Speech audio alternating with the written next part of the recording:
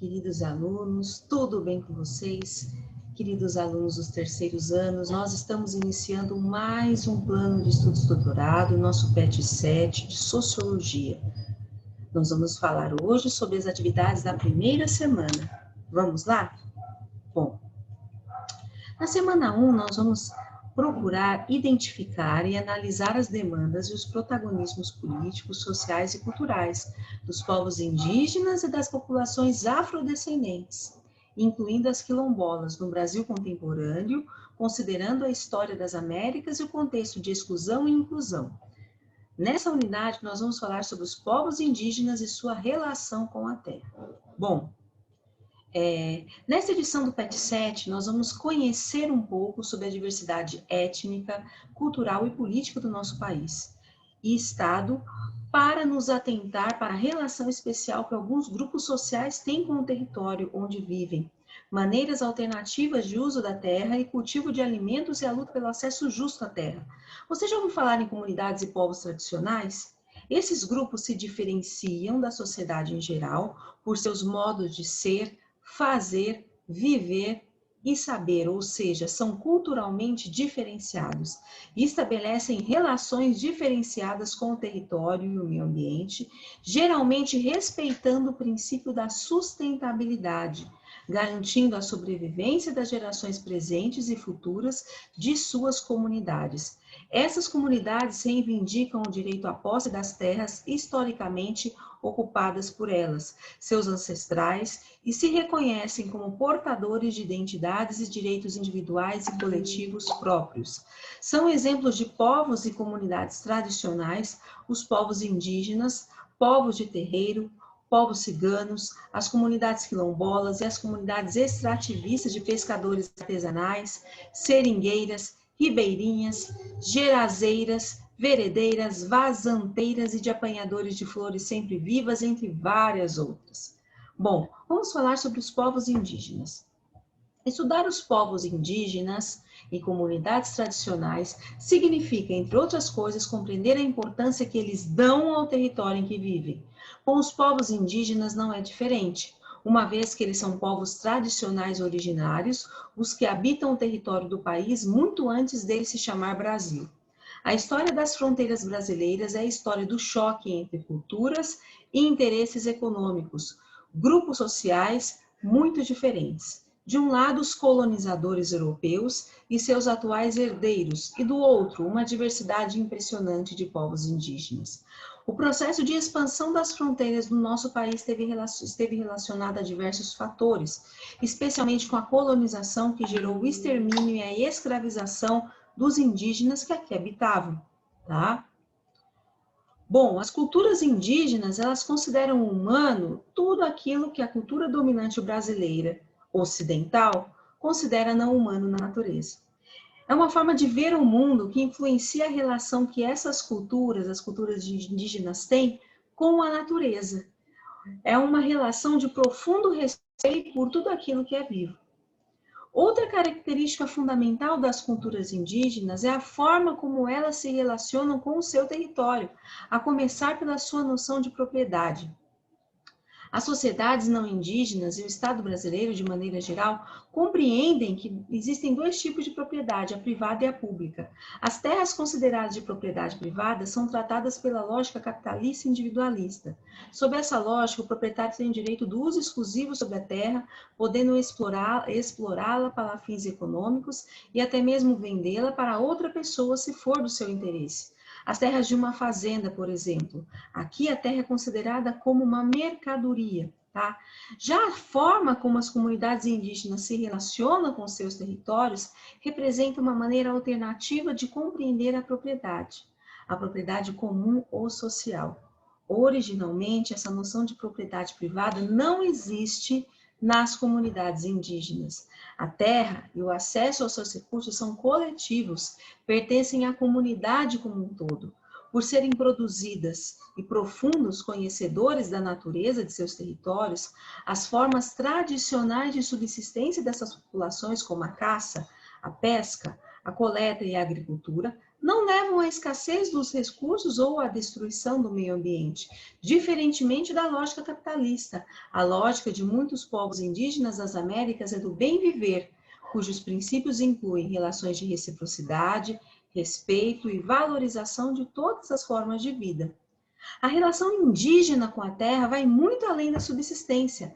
A terra possui um valor simbólico, afetivo e sagrado para esses povos. Esse vínculo especial vem da íntima relação que essas populações têm com o seu ambiente, seus conhecimentos ambientais e as tecnologias que desenvolvem a partir deles. O território está ligado à ideia de uma memória coletiva e viva de seus ancestrais, ao senso comum de origem, comunidade e pertencimento. Essa relação sustentável, comunitária, espiritual e histórica com a terra é parte integral de sua identidade coletiva. Terra é vida. Por isso, para os povos indígenas, a terra não é tratada como mercadoria. Até os anos 1980, o Estado brasileiro considerava os povos indígenas incapazes de se autogerir, defendendo que deveriam estar sob a tutela do Estado. O Estado promovia a integração e a assimilação cultural dos indígenas à sociedade dos brancos.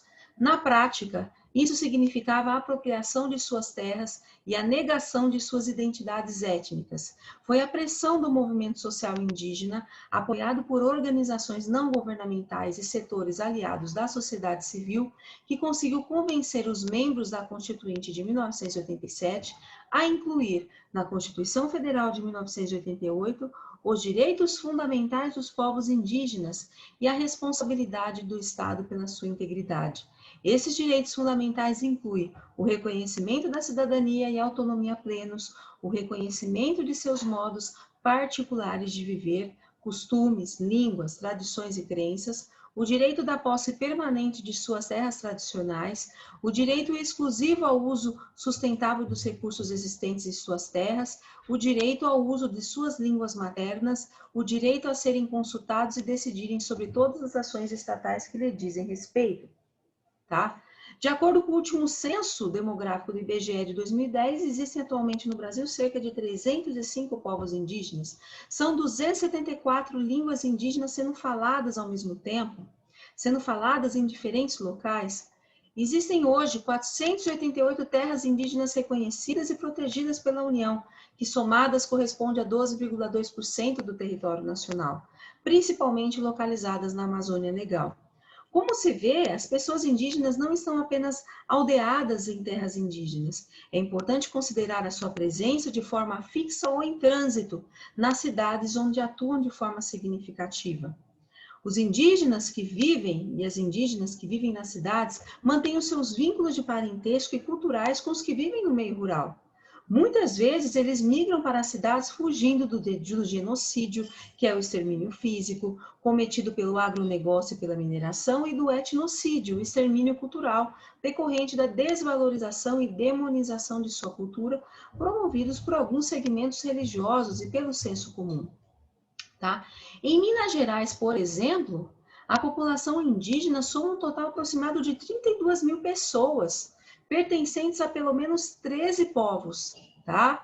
E vocês vão ler aqui na apostila de vocês quais são esses 13 povos. Ou seja, 520 anos de guerras, extinções e migrações forçadas revelam a resistência ativa dos povos indígenas frente à expansão das fronteiras nacionais sobre seus territórios originários e identidades coletivas. Os povos indígenas não são folclore, não são coisa do passado, eles existem aqui e agora e são bastante atuantes na sociedade brasileira. O ambiente hostil da sociedade brasileira para com os povos indígenas é construído pela difamação e por discursos de ódio, muitas vezes reproduzidos por chefes de Estado que os apresentam como bandidos, como terroristas, como preguiçosos, como quase humanos e como um obstáculo para o desenvolvimento. Essas ideias sobre os povos indígenas são bastante difundidas pelo senso comum.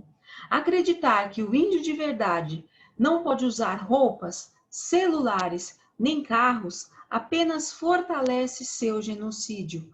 Uma pessoa indígena não perde a sua ancestralidade, a sua cultura e a sua identidade apenas por utilizar novas tecnologias. Da mesma forma que uma pessoa indígena não se torna indígena apenas por usar um cocar. Bom, queridos alunos, tema excelente essa semana, né? Vamos para as nossas atividades. Trata-se de um exercício que caiu no Enem, tá? Um teste, e que eu vou ler aqui para vocês e ajudá-los a resolver. Coube ao Chavante, ao Chimbira, povos indígenas do Cerrado, um recente e marcante gesto simbólico, a realização de sua tradicional corrida de toras de Buriti em plena Avenida Paulista, para denunciar o cerco de suas terras e a degradação de seus entornos pelo avanço do agronegócio. A questão indígena contemporânea no Brasil evidencia a relação dos usos socioculturais da terra com os atuais problemas socioambientais caracterizados pelas tensões entre: letra A é a correta, a expansão territorial do agronegócio que visa o quê? O lucro direcionado para o crescimento e desenvolvimento do capitalismo, em contraposição às leis ambientais que buscam pelo desenvolvimento sustentável, pela preservação da natureza e das leis de proteção aos indígenas. Ok, pessoal? Bom, essas são as atividades da nossa semana, do nosso plano de estudos doutorado 7, semana 1 de Sociologia. Bons estudos!